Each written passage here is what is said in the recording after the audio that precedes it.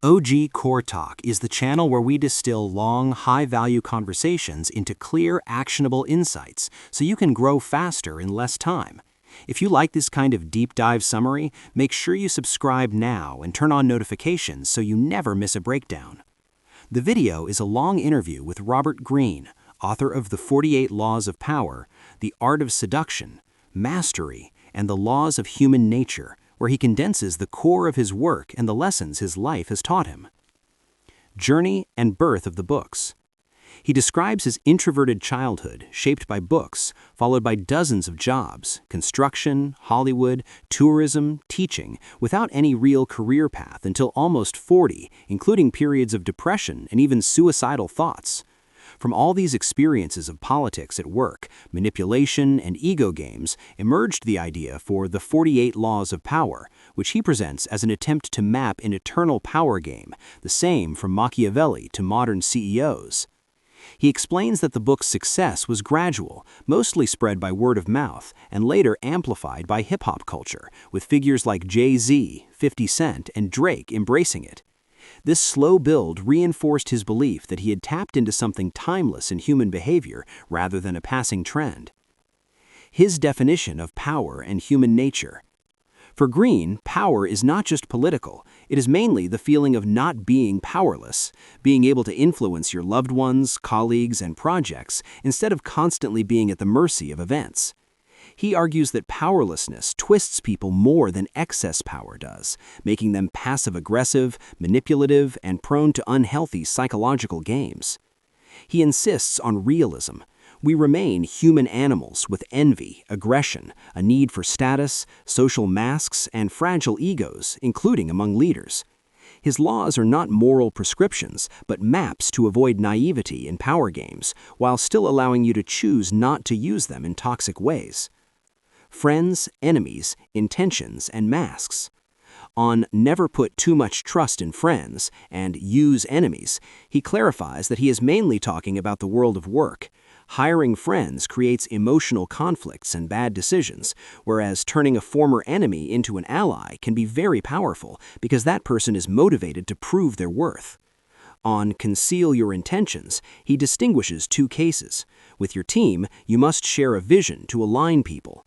With competitors in a hyper-competitive world, revealing everything means being copied or sabotaged, so sometimes you must cultivate mystery or send false signals.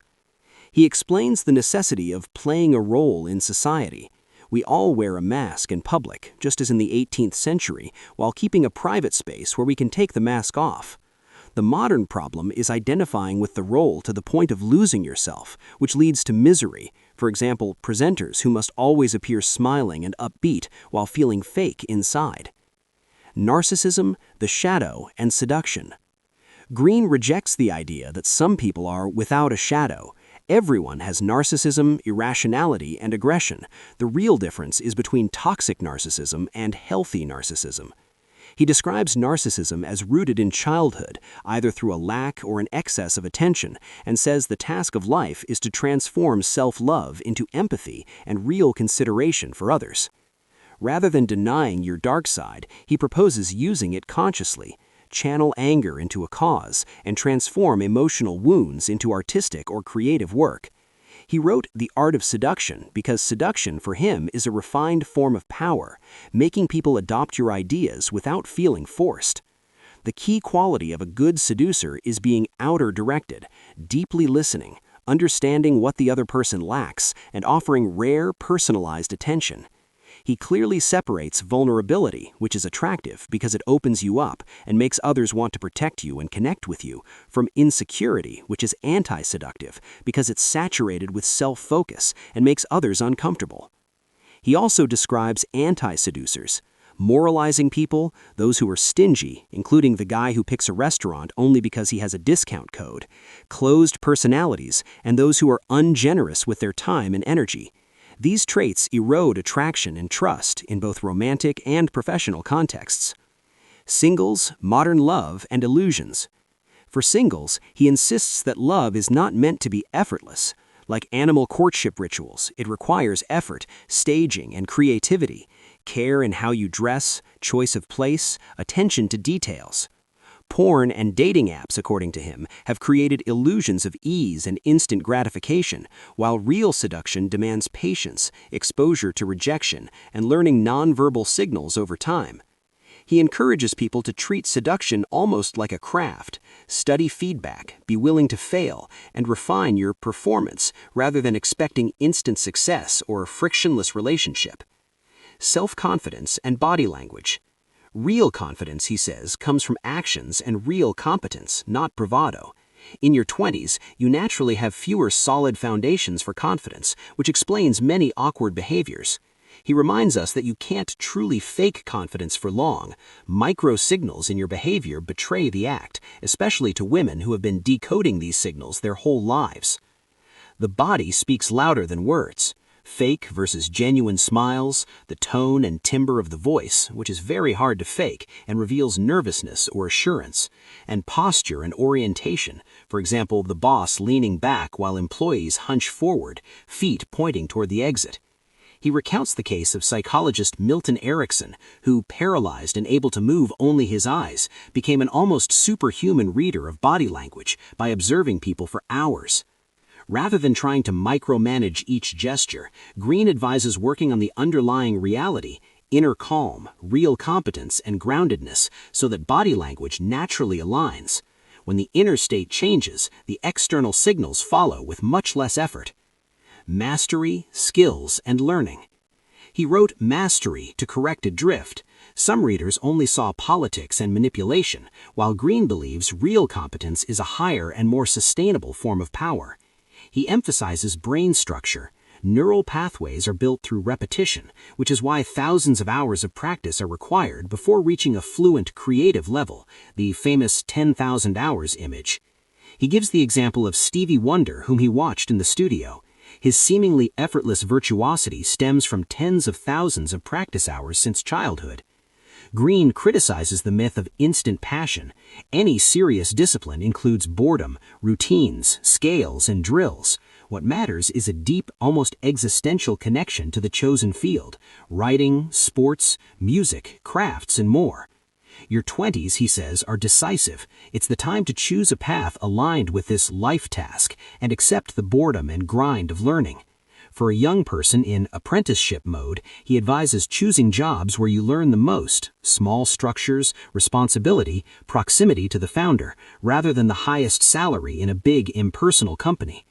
Learning, in his view, must be by doing, with your hands, as close to reality as possible, because the human brain is wired to learn through action and direct experience. This approach develops both skill and intuitive judgment that you can't get from theory alone. His stroke, fragility, and happiness. In 2018, Greene suffered a massive stroke, likely linked to extreme fatigue, hypertension, and a reaction to a wasp sting that severely damaged the left side of his body. He can no longer swim, cycle, walk normally, or type with both hands. What he experienced most painfully was losing physical independence, the slow pace of progress despite hours of rehab, and a deep frustration and depression, especially a year later when he realized his condition would be long-term. He says he gained a much deeper empathy for disabled, sick, poor, or war-affected people because he has felt in his own body the dependence and powerlessness they live with. He also developed a sharp awareness of everyday fragility. Watching someone simply walk a dog now looks like an incredible luxury, which most people do not realize they have. His strategies to keep going include continuing to write, which became his psychological lifeline, daily Zen meditation to calm intrusive thoughts and reconnect with simple presence: sun, birds, sky. Remembering that others are always in worse situations, which helps him avoid being trapped in self-pity, and relying on his wife's support, without which he believes he wouldn't have made it through the year. These practices help him find a form of gratitude and meaning in a life that is objectively more limited. Vision of humanity and hope. His study of human nature has made him more lucid but also more compassionate. He sees our flaws as structural rather than as isolated monsters, which makes him less moralistic and more understanding.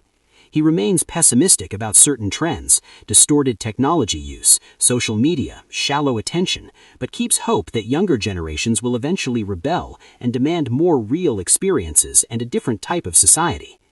He mentions a striking dream where he sees himself in 2072 in a calmer society, which symbolizes for him the possibility of a better future, although he has no certainty it will come true. In the end, the episode is both a concentrated summary of his ideas on power, seduction, mastery, and human nature, and a very vulnerable testimony about loss, reconstruction, and how to find meaning and a form of serenity despite the fragility of everything. If this long-form breakdown from OG Core Talk helped you save time and go deeper into Robert Greene's thinking, don't forget to subscribe to the channel, drop a like, and share this video with someone who needs to understand power, seduction, and human nature more clearly.